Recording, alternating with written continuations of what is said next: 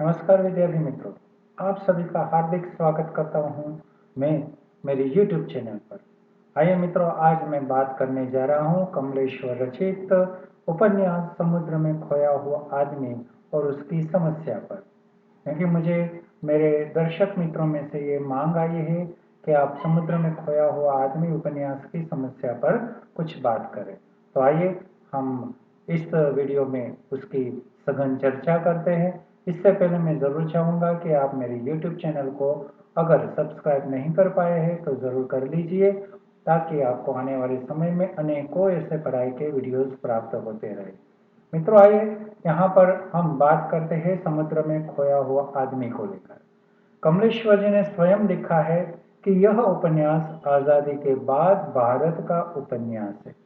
इसी वाक्य में मित्रों, कमलेश्वर जी जो बताना चाहते थे वो स्पष्ट हो जाता है कि उन्होंने कोई विशेष बात किसी प्रदेश को लेकर नहीं, पूरे भारत को लेकर यहाँ पर बात की है।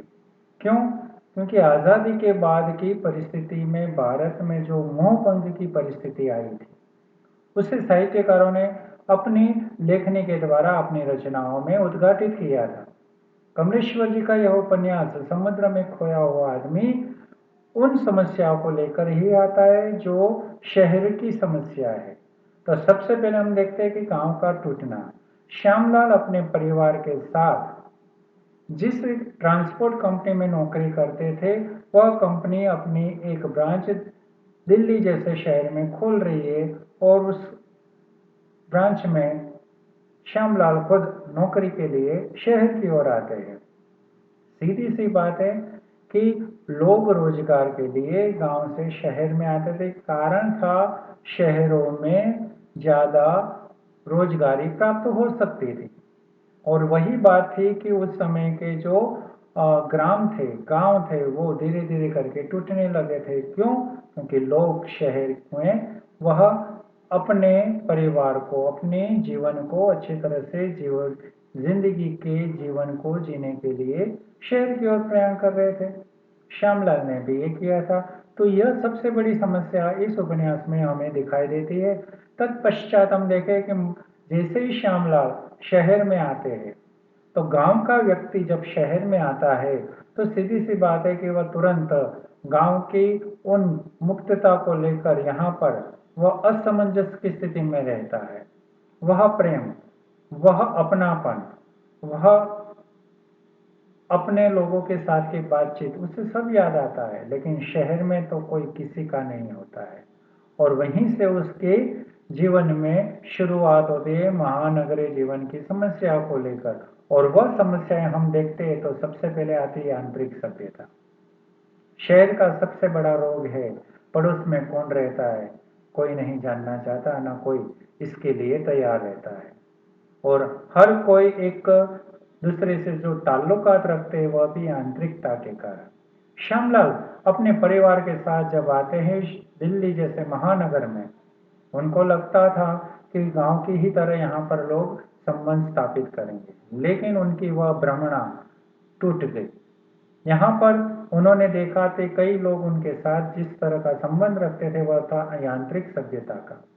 काम जितना है उतनी ही बात और उतनी ही सभ्यता से वो लोग व्यवहार रखते थे। तो श्यामलाल को भी शुरू शुरू में बहुत सारी दिक्कतें आने लगी थी, पर धीरे धीरे उन्होंने अपने आप को संभाल लिया था। सबसे बड़ी हम अगर कोई परिस्थिति को देखते हैं तो श्यामलाल के स्वभाव को मित्रों। श्यामलाल शहर में आए, भले आए, लेकिन उन्होंने क्या किया, वो नई संस्कृति के प्रति इतना मोह नहीं रखते हैं। वह नई व्यवस्था को नकारते हुए हमें दिखाई देते उपन्यास में। लेखक उनके पात्र को एक ऐसे निम्न मध्य वर्गीय परिवार के मुखिया के रूप में प्रस्तुत कर रहा है जो नई व्यवस्थाओं को, नई सभ्यताओं को तुरंत स्वीकार नहीं करता, उसे देर लगती है। और तब तक यह परिस्थिति में वह ढल नहीं पा रहा है। परिणाम यह आता है कि वह बैलेंस नहीं कर पा रहे हैं। और यही हम देखते हैं कि श्यामलाल दिल्ली की नई व्यवस्था में अच्छी तरह से अपने आप को फिट नहीं कर पा रहे। और उसके पीछे उनका खुद का स्वभाव है, क्योंकि वह नई बातों को, नए विचारों को नकारते रहते हैं। पढ़ाई को लेकर देखिए, कोई भी बात है तो लड़कियों की पढ़ाई के लिए वो मना कर रहे हैं। वह तारा समीरा को पढ़ाने के लिए इनकार कर रहे हैं। कारण है कि ये क्योंकि वो ऐसी मानसिकता रखते हैं कि लड़कियों को ज्यादा पढ़कर क्या करना है। और वही बात में हम देखते हैं कि वह एक ही उद्देश्य के साथ है कि जब उनकी ट्रांसपोर्ट की नौकरी चली जाती है तो उनका सबसे बड़ा आधार था उनका खुद का लड़का बिरन। और बिरन जो लड़का है, यानी पुरुष सभ्यता की बात आए, पुरुष दृष्टि की बात आए, तो श्यामलाल अपने बेटे को जो वंश चलाएगा, उस बात में हम देखते हैं कि वह अपनी बेटियों के प्रति इतना प्रेम नहीं रखते, बेटे के प्रति ज्यादा मोह रखते हैं। पर कुदरत का करिश्मा यही है कि बाद में हम देखते हैं कि बिरन खुद नौकरी के लिए जाता है। और नौकरी जब मिल जाती है तो श्यामलाल को लगता है कि अब पूरी तरह से घर का सारा जो कामकाज है मेरे हाथ में आ गया। जब नौकरी नहीं थी, लड़का पढ़ रहा था, तो यह स्थिति थी कि श्यामलाल बेचारेपन में थे। लेकिन बिरन को नौकरी मिली, फिर से उनके हाथ में वह पावर आ गया। पर इसी का नतीजा यह आता है कि सारे रिश्ते टूटने भी लगते हैं। जैसे ही बिरन गुम हो जाता है समुंदर में, धीरे धीरे धीरे करके घर की परिस्थिति डावाडोल होती जा रही है। सबसे बड़ी परिस्थिति और समस्या आती है आर्थिकता। और यहाँ पर सारे रिश्तों को टूटना हम देखते हैं। पिता पुत्र का रिश्ता तो एक ऐसे प्रश्न चिन्ह पर आकर खड़ा है कि वह आएगा कि नहीं। लेकिन श्यामलाल अपनी बेटियों के साथ, समीरा तारा के साथ भी अच्छी तरह से संबंध स्थापित नहीं करते। और वही बात हम आगे देखते हैं कि पिता खुद अपनी बेटियों से दूर रहते हैं, तो उन खून के रिश्तों में किस तरह का बदलाव आएगा। सीधी सी बात कमलेश्वर जी हमारे सामने आगे करते हैं कि जब तारा हरबंश को चाहने लगती है और हरबंश के साथ शादी करना चाहती है, तो प्रारंभ में विरोध होता है। परिणाम यह आता है कि तारा अपने पिताजी को मदद करना चाहती है, लेकिन श्यामलाल उस दृष्टि को पहचान नहीं पाते। और तारा आखिरकार अपनी जिद के साथ हरबंश के साथ शादी कर लेती है। और तुरंत हम देखते हैं कि वहां पर उनके रिश्ते तक का बदल जाना। तारा अब पराई हो गई है, तो परिणाम यह आता है कि वह अपने खुद के रिश्तों को लेकर ज्यादा चिंतित दिखाई देती है। भले वह मदद कर रही है पिताजी को, माताजी को, पर वह खुद एक स्वार्थ आता है ना कि खुद का परिवार, मेरा बच्चा। और वह बात हम तारा में भी देखते हैं। उसके बाद सबसे बड़ी समस्या आती है मित्रों, बेरोजगारी की समस्या, जो पूरे उपन्यास में मुंह बाए खड़ी है। बेरोजगारी की समस्या जहाँ होगी वहाँ आर्थिक समस्या भी अपने आप आ ही जाएगी, क्योंकि श्यामलाल अनेकों जगह पर जाकर नौकरी की तलाश करते हैं, लेकिन नौकरी उनको नहीं मिलती। जो नौकरी मिलती है वो बहुत कम पैसे वाली, बहुत कम पगार वाली, और थोड़े ही दिनों में वो छूट जाती है। और वही है कि श्यामलाल दर दर भटकते रहते हैं नौकरी के लिए, लेकिन अच्छी नौकरी प्राप्त नहीं हो पाती है। और परिणाम यह आता है कि घर में आर्थिक समस्या आ ही जाएगी। जो घर में अच्छी तरह से खाना होता था, हम देखते हैं कि श्यामलाल के ट्रांसपोर्ट की नौकरी चले जाने के बाद ठीक तरह से घर के लोग खाना भी नहीं खा सकते। मित्रों, आगे मैं बात कर रहा हूँ अन्य समस्याओं को लेकर, और तब तक मैं आपको फिर से आइए मित्रों, हम बात कर रहे थे आर्थिक समस्या को लेकर कि जब श्यामलाल को वह जब नौकरी नहीं कर पा रहे हैं और नौकरी नहीं मिलती है, तो वह खुद अपने आप को बेरोजगार समझते हैं। और यही कारण आता है कि घर की स्थिति डावाडोल होने जा रही है। तो सबसे पहले हम देखते हैं कि इस उपन्यास की अगर सबसे बड़ी कोई समस्या है तो वह आर्थिक समस्या। श्यामलाल अपने घर को संभाल कर रखना चाहते हैं, लेकिन नहीं संभल पाता। घर के लोग इधर उधर चले जाते हैं। तारा घर को ही संभालने के लिए नौकरी करती है।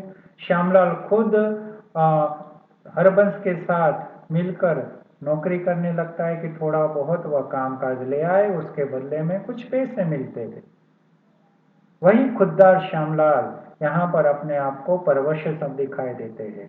क्यों? क्योंकि उन्होंने कभी ऐसे नहीं सोचा कि घर घर जाकर जो हरबंश ने ऑर्डर के काम दिए हैं वो लाभ लेकर आना।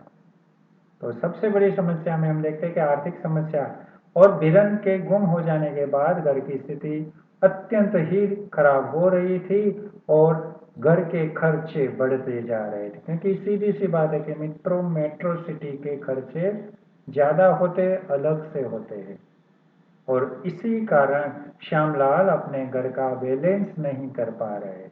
आगे हम देखते हैं एक और समस्या को लेकर, वह पुरुष प्रधानता की समस्या। और ये मित्रों कमलेश्वर जी ने श्यामलाल के चरित्र के माध्यम से समझाने का प्रयास किया है। शुरू से लेकर हम उपन्यास के अंत तक देखें तो श्यामलाल पुरुष प्रधानता को लेकर ही दिखाई दे रहे हैं। घर में वह अपने एक्के को चला रहे हैं, उनकी ही बात मानी जानी चाहिए, उनकी बात को कोई टाल नहीं सकता है।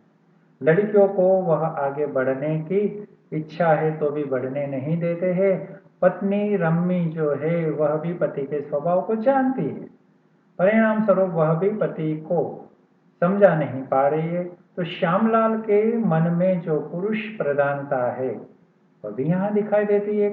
और वो समस्या के रूप में अगर श्यामलाल यह पुरुष प्रधानता की बात को अगर छोड़ देते तो शायद श्यामलाल आर्थिक समस्या का सामना नहीं करते और अच्छी तरह से वह अपनी जिंदगी बसर कर सकते थे, भले बिटिया कमाती हो।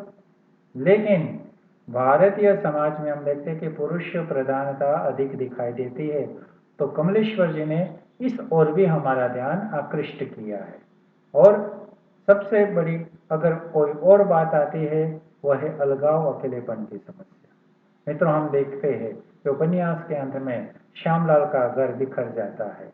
लेखक ने स्वयं लिखा है कि एक समय ऐसा आता है कि श्यामलाल का पूरा परिवार एक बक्से में बंद होकर हरबंश के परछत्ती में जाकर पड़ा रहता है। कितनी दयनीय बात। जो श्यामलाल गांव छोड़कर शहर में आए थे सुनहरे सपने लेकर, लेकिन होता क्या है कि उनके सारे सपने एक पोटली में बंद हो जाते हैं और हरबंश की परछत्ती में चले जाते हैं। यहाँ पर हम देखते हैं कि पूरे परिवार के सारे सदस्य अकेलेपन में चले जाते, अलगाव की पीड़ा आ जाती है, सब लोग अलग अलग हो जाते हैं।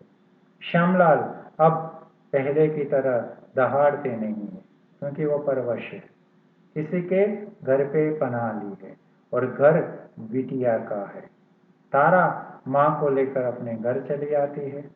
श्यामलाल एक कंपनी के नौकरी में वॉचमैन की नौकरी ले लेते हैं, तो वह वहीं पर पड़े रहते हैं।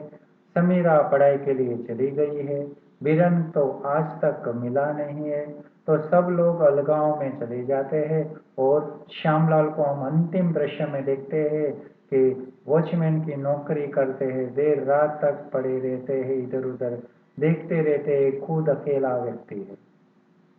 पूरा परिवार, जो भरा पूरा परिवार था, वो टूट गया है और वह वहीं पर अकेलेपन में अपने पूरे परिवार का मुखिया अकेलेपन की पीड़ा से वहां पर चिंतित दिखाई देता है। और इस तरह से मित्रों इस उपन्यास में इतनी समस्या है। मैं आशा रखता हूं कि आपको मेरा यह वीडियो पसंद आएगा और आगे भी आपकी कोई भी डिमांड है, मांग है, तो मैं ज़रूर आपके वीडियो को आपके विषय के अनुसार, आपकी मांग के अनुसार वीडियो बनाने का प्रयास करूंगा।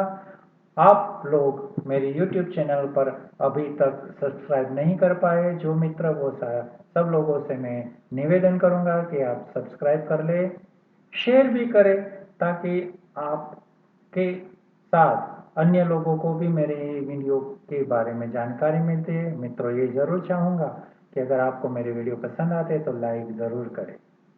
और ऐसे ही जब मैं किसी शोधार्थी को लेकर ये वीडियो बना रहा हूं तो आगे भी मेरे चैनल के सब्सक्राइब करने वाले तमाम मित्रों से ये गुजारिश है कि आपके अगर कोई डिमांड है तो आप कमेंट बॉक्स में लिखिए और ज़रूर मुझे कहिए कि इस पर मुझे वीडियो चाहिए। मैं समय अनुकूल पर ज़रूर वीडियो आपके सामने रखूँगा। आप सभी का धन्यवाद करता हूँ। फिर से मिलते, तब तक के लिए बाय बाय। जय हिंद, जय भारत।